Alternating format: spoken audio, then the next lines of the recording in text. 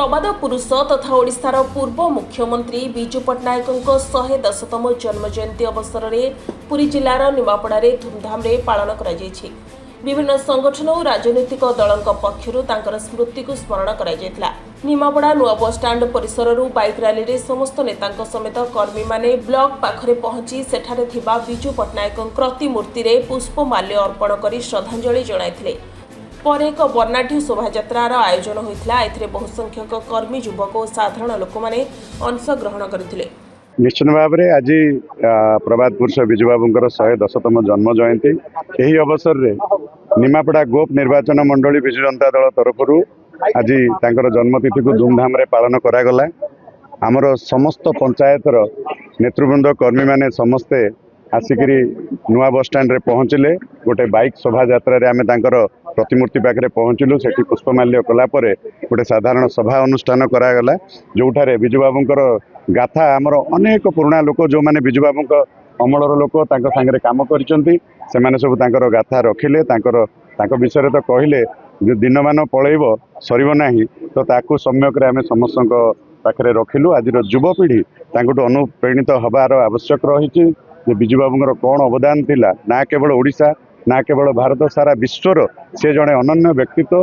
कहीं तांकर मर शरीर उपरे भारतर तिरंगा सांगे इंडोनेशिया एवं रशियार मध्य फ्लैग दिया जाइतिला।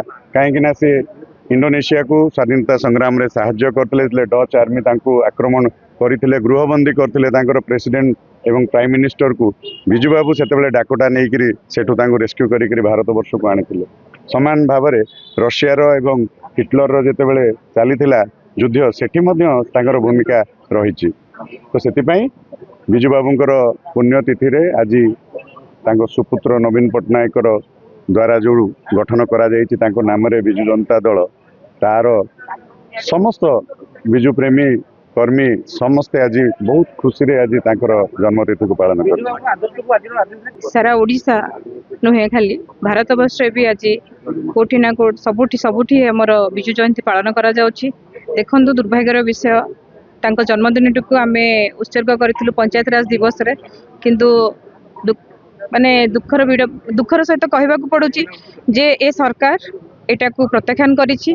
तेणु मन भितर बहुत किछि कहो विजु प्रेमी मानकर आपण देखुथिबे आज एते खरा सत्य भी विजु दल को भल पाउथिबा नवीन पट्टनायक प्रति भल पाइबा विजु पट्टनायक को सम्मान जनाउथबा प्रत्येक व्यक्ति आज एठी उपस्थित थिले। प्रत्येक वार्ड प्रत्येक पंचायत निमापड़ा गोपरू एठी उपस्थित अछंती। 2:30-3 बाजी गलानी किंतु भोक काहाकू लागु नाही जे एते कथा भितर समस्त कोठी ना कोठी भूली जाउछंती खाइबा भोक तांकू जणा पड़ने। तेणु एही होची लोक मानकर भल पाइबा विजु बाबू प्रति सम्मान आत्मसम्मान को रक्षा करी समाज रे प्रतिष्ठित हो आगु को चली पारिबे। एथिपई मु मोर देहर रक्त शेष रक्त बिंदु पर्यंत मु काम करी तांकर सबु बेले तांकर उदाहरण मन भितर रखी मु आगु जीवी। निमापड़ा निश्चित भाव एक विजु जनता दल एक आमे आगामी दिन रे जो बंधु माने टिके मन उणा करिसंती आमे तांको परिवार सहित बिजिबू तांको परिवार रे बसिबू तांको बुझेइबू। शुणतु ये गोटे आमर जो युव पिला ताको गोटे कदर्थ करछंती एका ठीक नुहे।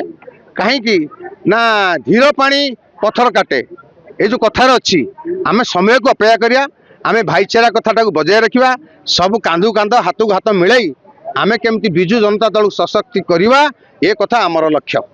निमापड़ारू विवेकानंद रिपोर्ट सनस्टार टीवी।